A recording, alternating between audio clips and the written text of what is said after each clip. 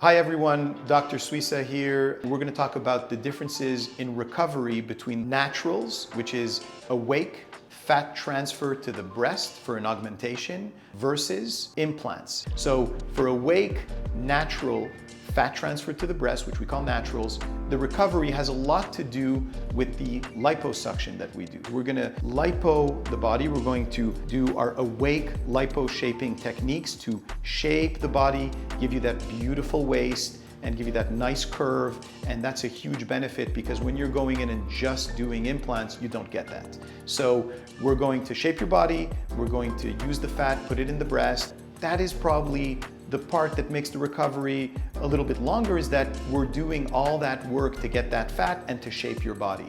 So the recovery is a good recovery. The breasts are going to be swollen at the beginning. You might think, wow, that's really, really big, but that swelling is going to go down and the breasts are going to go back to a nice natural shape with more volume, usually about a cup and a half. It depends again on the person and how much fat we can fit into there, how much skin looseness they have that we can fill. For implants, it's very different. You have to cut the skin. The incision is going to be anywhere between 1.5 to 2 inches roughly.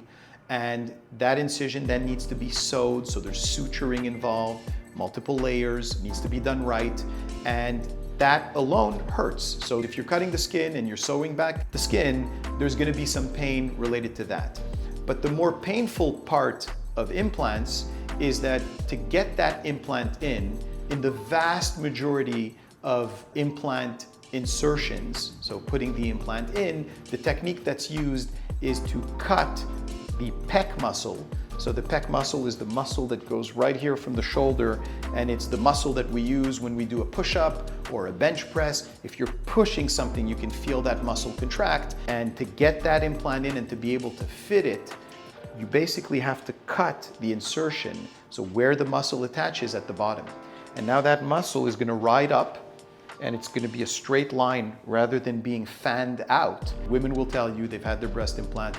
It hurts at the beginning because when you cut muscle off of the chest wall, it's painful. That implant is squeezed in under that muscle, and that muscle is also on the deeper side attached with little blood vessels and little nerves to the chest wall through a special type of tissue that kind of slides. And when you, again, violate that anatomy by putting that implant in and pushing it through and creating a space for it, you're gonna have a bit more pain. Ideally, leave your anatomy alone, avoid cutting muscle, avoid cutting little nerves and blood vessels, avoid big scars, and just make tiny little holes and put some fat in, which is your fat that never needs to be replaced, and that will give you a nice natural result without violating the anatomy of your body.